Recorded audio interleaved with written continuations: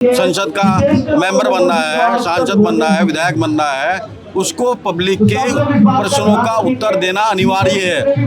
वो ये ना समझे कि मैं विधायक बन गया, सांसद बन गया, प्रधानमंत्री बन गया, मंत्री बन गया कि हमें कोई सवाल का जवाब नहीं देना है। ये हमारी पब्लिक की ड्यूटी है कि हम उनसे सवाल पूछें। सवाल पूछना कोई इंटरनेशनल नहीं है, ये तो एक राष्ट्रवाद है। आप लोगों को अरेस्ट किया जा सकता है, लाठीचार्ज हो सकता है, डिटेन किया जा सकता है, FIR हो सकती है, करियर आगे पूरा स्टेक। गोली चलाएगी, हम उसके लिए तैयार हैं। इससे ज़्यादा तो नहीं कुछ करेगी ना, इससे आगे कुछ होता है। फांसी होती है, हम लेने के लिए तैयार हैं, कोई दिक्कत नहीं है। अगर सरकार आए और हम कह रहे हैं कि सरकार आए और जंतर मंतर पे हम सभी लोगों को फांसी दे, हम तैयार हैं और खुशी से हम तैयार हैं। देखिए, आज हंगर स्ट्राइक का 19वां दिन है। जंतर मंतर पर सोनम वांगचुक एनवायरमेंटलिस्ट जो है वो हंगर स्ट्राइक पर है।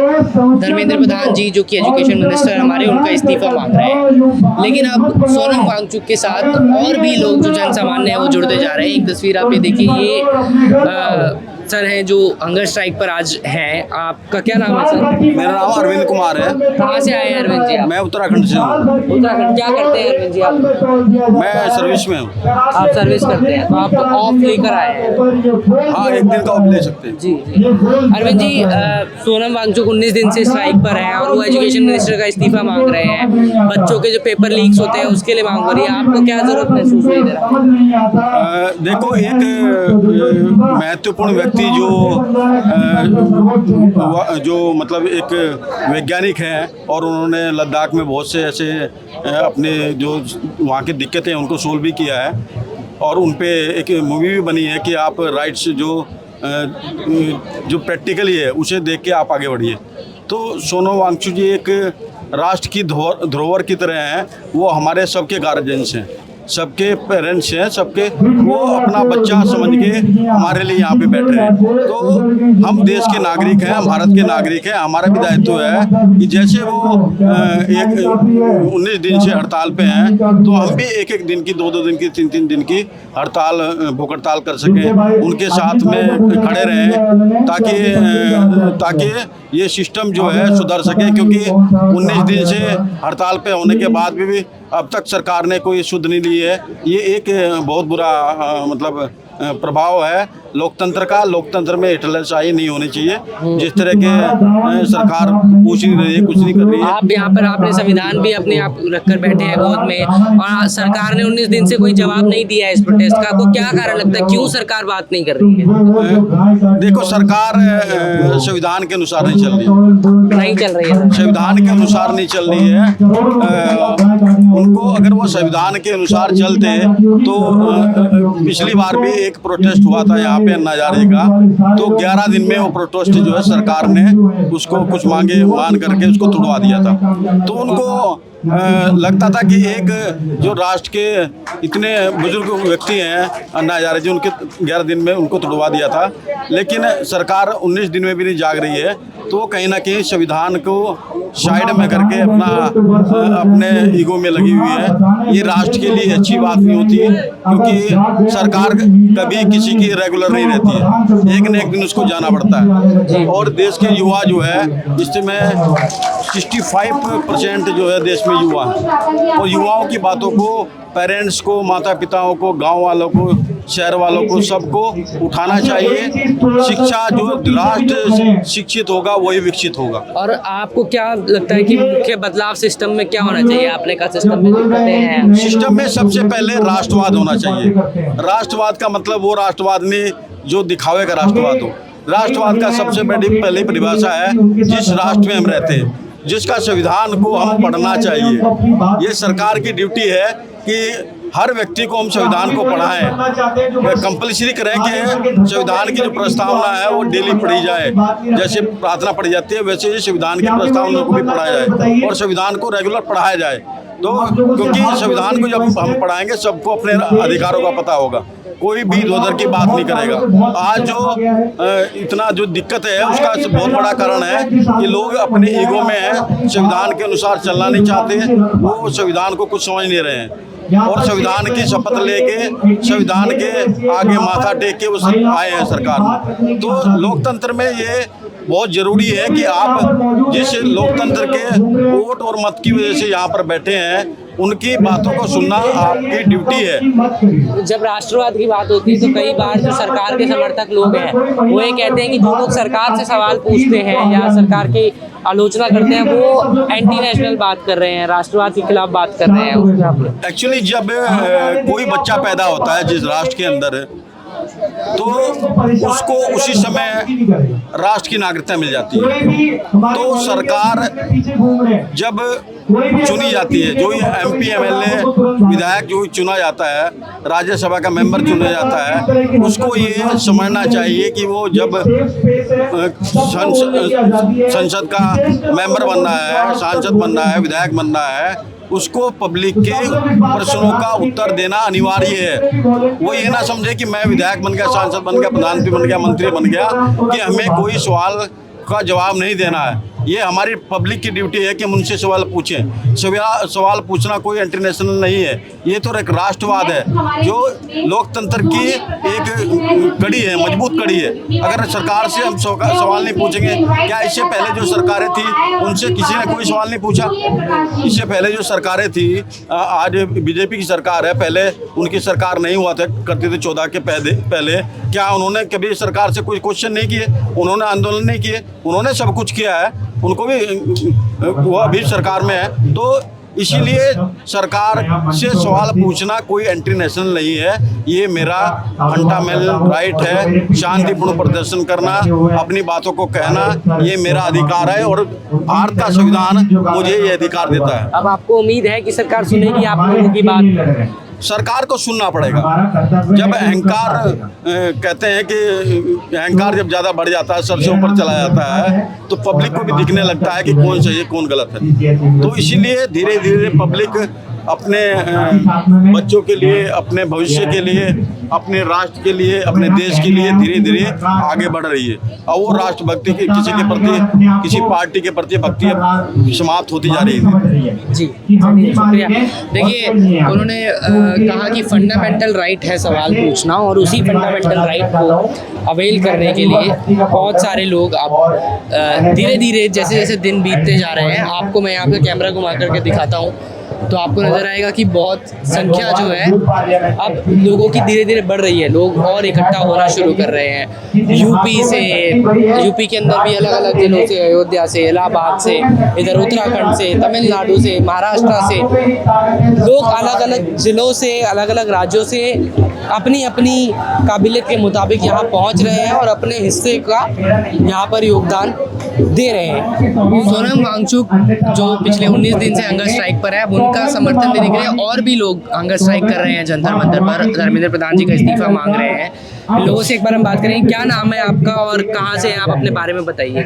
सर, मैं बहादुर सिंह हूँ और मैं अलीगढ़ यूपी से आया हूँ। और जो है मुझे आज 16वां दिन हो गया हंगर स्ट्राइक का, जिसमें 10 डेज मैंने ना ही किसी से बात की है, ना ही मैंने मोबाइल यूज़ किया है, और मैं मौन भी था। 10 दिन तक मेरा ये कंटिन्यू रहा था। 11वें दिन से मैं जो है बात करने लगा और फ़ोन यूज़ करने लगा हूँ। 16 दिन आज मुझे हो गए। और आपने खाना नहीं खाया है? 16 दिन हो गए अभी। बहादुर, तबीयत आपकी कैसी है? अभी आपका चेकअप हो रहा है? तबीयत सर बेहतर तो नहीं होगी। 16 दिन में 8 kg वेट कम हो गया है। बीपी, शुगर, बीपी जो है अप एंड डाउन होता रहता है। आज लो है मेरा, और एनर्जी लेवल बिल्कुल मतलब कह सकते हैं कि बेकार ही है, क्योंकि थोड़ा भी चलना फिरना स्टार्ट करते हैं, भी चक्कर आना स्टार्ट हो गया है।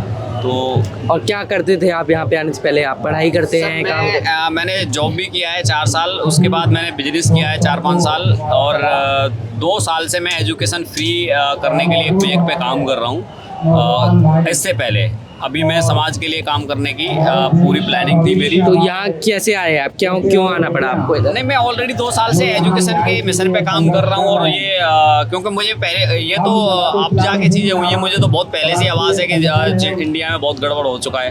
बट ये ऐसा कोई प्लेटफॉर्म था ही नहीं जहाँ पे आगे आदमी कोई भी व्यक्ति अपनी आवाज़ को उठा सके या लोगों को मतलब साथ में आ सके। तो यहाँ पे लगा एक दिन में, मैं स्टार्टिंग से ही हूँ, मैं 2-3 दिन आया, मैं यहाँ पे मैंने माहौल को देखा, समझा, तो मेरे को इतना अच्छा लगा कि मैंने ठीक है जी, मैं भी जो है कंटिन्यू करता हूँ हंगर स्ट्राइक।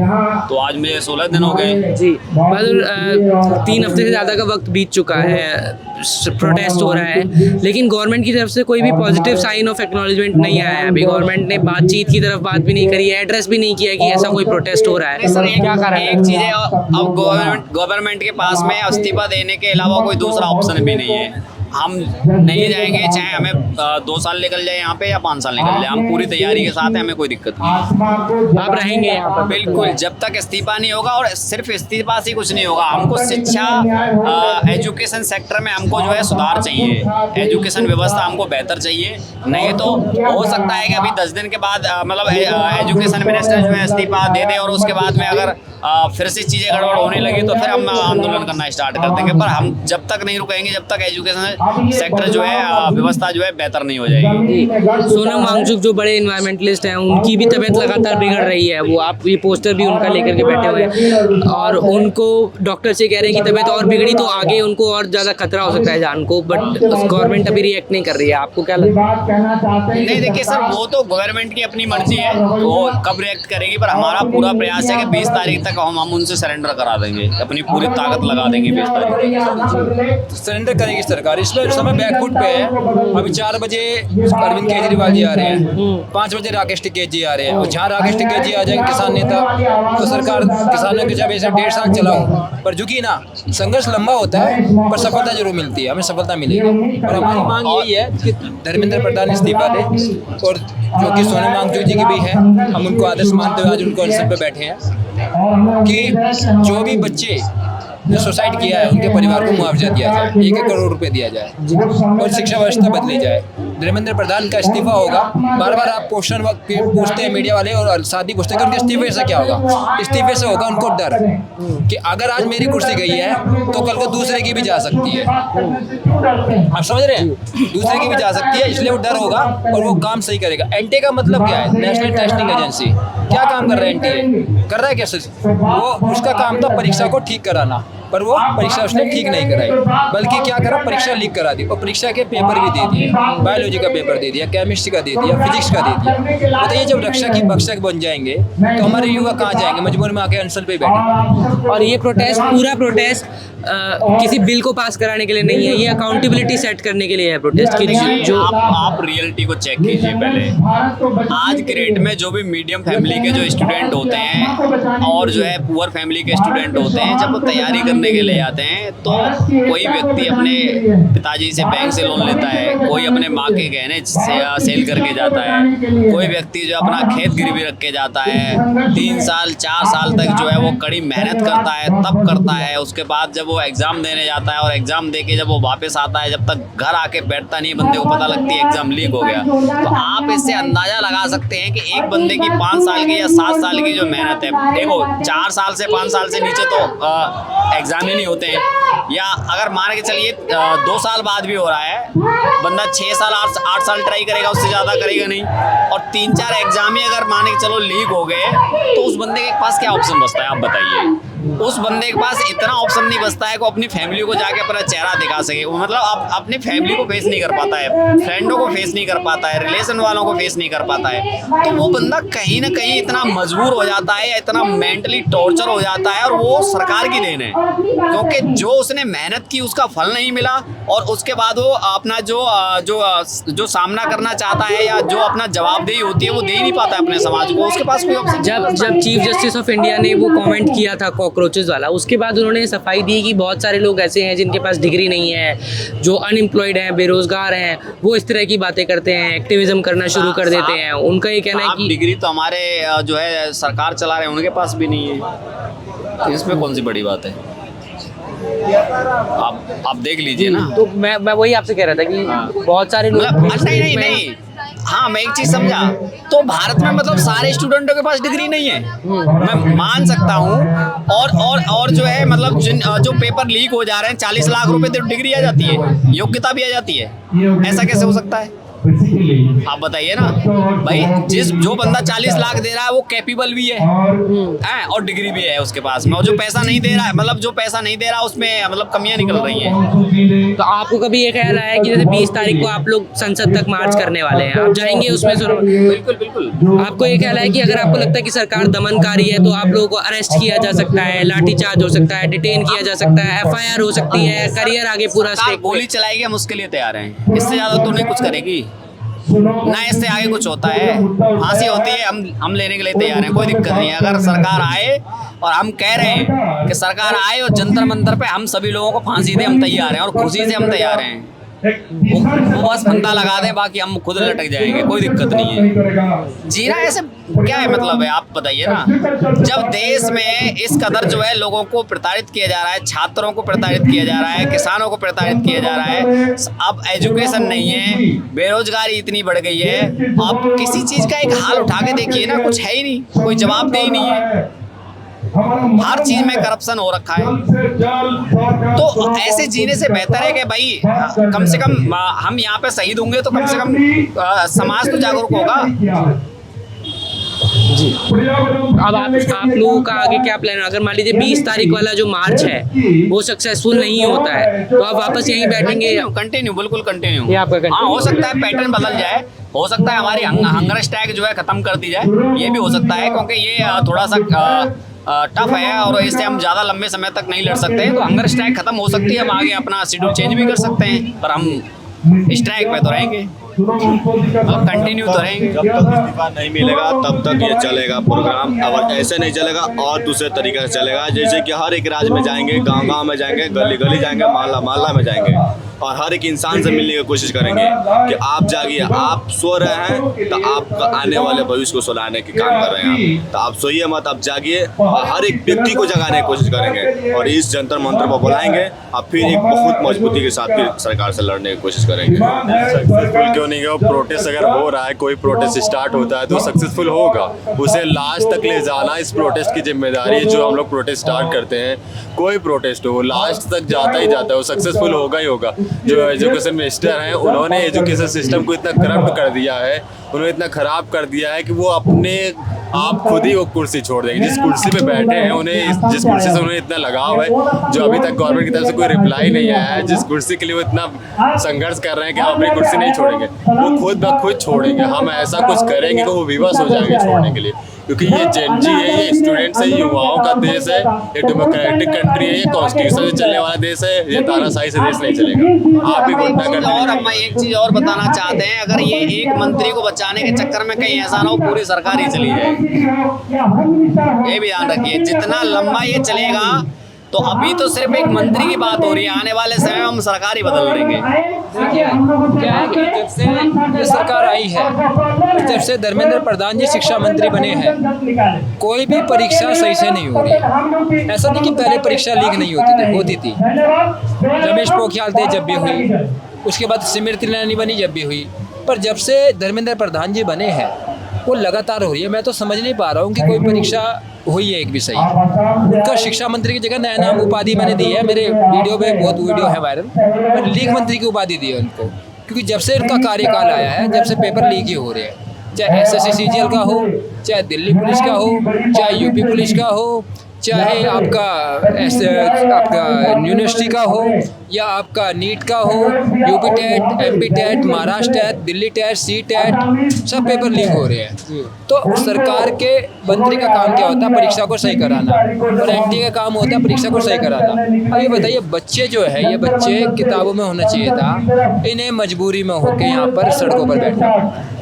जो बच्चे 12 से 18 घंटे पढ़ते हैं नीट के पेपर की तैयारी के लिए, उन बच्चों को मजबूरी में सड़क, धूप हो, बारिश हो, आंधी हो, तूफान हो, मजबूरी में बैठना पड़ रहा है। कोई हमें शौक नहीं है, ये बच्चे किताब अपना पंखों में AC में बैठने वाले बच्चे हैं, पर ये अपने आने वाले हक के लिए, अपने आने वाले भविष्य के लिए बैठ रहे हैं, कोई इन्हें शौक नहीं है बैठना। आपसे जैसा कि हमारे मीडिया बंधुओं का एक सवाल बहुत ज़्यादा आता है कि क्या धर्मेंद्र प्रधान का इस्तीफा परमानेंट सलूशन है? मैं ये बताना चाहता हूँ, ये परमानेंट सलूशन नहीं है, लेकिन कहीं न कहीं जो डेमोक्रेसी होती है, जैसा कि अब्राहम लिंकन जी ने कहा था कि डेमोक्रेसी का मतलब है of the people, for the, by the people, for the people. तो ये जब डेमोक्रेसी होती है इसमें जनता सर्वोपरि होती है। और आज की जो बैठे मंत्री विधायक या सांसद या गवर्नमेंट, इनको लगता है कि जो कुछ है हम हैं, लेकिन कहीं न कहीं इस आंदोलन से ये प्रूव हो जाएगा कि वास्तव में प्रजातंत्र जो राज होता है, डेमोक्रेसी जो होती है, जनता सर्वोपरि होता है। यदि कोई मंत्री हो, विधायक हो, इवन के पीएम, जब ये अपनी जवाबदेही से पीछे हटेंगे तो जनता कहीं न कहीं उग्र होगी या अपने जवाबों का, अपनी समस्याओं का सलूशन चाहेगी। यदि ये असफल होंगे देने में तो जनता ऑटोमेटिक ले लेगी, इनका इस्तीफे ले लेगी, जो कुछ भी चाहे जनता कर सकती है। तो मुझे लगता है ये जवाबदेही से और इनके इस्तीफे से एक न्यू प्रजातंत्र, एक न्यू डेमोक्रेसी की शुरुआत होगी। आने वाले सभी, जो हम ये नहीं कह सकते कि जो आएंगे वो करप्ट होंगे या सही होंगे, लेकिन किसी न किसी के ऊपर तो विश्वास करना ही पड़ेगा। जवाबदेह हो। हाँ, ये कहीं न कहीं ये क्वेश्चन हो जाएगा कि यदि हम अपनी जवाबदेही स्वीकार नहीं करेंगे तो आने वाले समय में जरूरी नहीं कि हम अपने पद पर बने रहें। ये डर हमेशा लोगों के मन में बना रहेगा। देखिए, ये पूरा प्रोटेस्ट जो है, बहुत बार ये सवाल उठा और हम भी जो लोग प्रोटेस्ट कर रहे हैं, जो हंगर स्ट्राइक पर हैं, हम उनसे ये सवाल करते हैं कि आपकी मांग अगर मान भी ली जाए, धर्मेंद्र प्रधान इस्तीफा दे दे, तो उससे क्या बदलेगा? तो जवाब में अक्सर यही सुनने मिलता है कि बदले या ना बदले, अकाउंटेबिलिटी लेने की शुरुआत होगी। और अगर आप अकाउंटेबिलिटी खुद से नहीं ले रहे हैं तो ये एक मैसेज जाएगा कि अकाउंटेबिलिटी दी जाएगी आपको। और उसी के लिए ये पूरा आप यहाँ पर सेटअप देख रहे हैं। यहाँ पर सैकड़ों की संख्या में लोग प्रोटेस्ट कर रहे हैं, हंगर स्ट्राइक कर रहे हैं। सोनम वांगचुक यहाँ मौजूद हैं और उनके समर्थन में अब बहादुर और उनके साथियों की तरह और भी बहुत सारे लोग हैं जो प्रोटेस्ट में अपनी अपनी आहुति डाल रहे हैं। अब इस प्रोटेस्ट का जो एक नया सेंटीमेंट बदला है वो ये है कि भले ही ये एक सोशल मीडिया मूवमेंट के तौर पर शुरू हुआ प्रोटेस्ट था, लेकिन अब बहुत सारे बुजुर्ग लोग जिनकी उम्र 50, 60, 70, 75 तक के लोग यहाँ पर आपको नज़र आ रहे हैं और वो अपने अपने हिस्से का योगदान इस प्रोटेस्ट में देने की कोशिश कर रहे हैं, सरकार से जवाबदेही मांग रहे हैं, जिसकी वजह से अब आपको इस प्रोटेस्ट का एक डायरेक्शन नज़र आएगा। वो ये है कि स्टेप 1 पे सबको धर्मेंद्र प्रधान जी से इस्तीफा चाहिए इन फॉर्म ऑफ अकाउंटेबिलिटी, कि जो भी लैप्सेस हुए हैं उनकी अकाउंटेबिलिटी कम से कम ली जाए। कैमरा पर्सन मदन लाल के साथ मुझे स्टोरी के लिए हर्षित शर्मा की रिपोर्ट।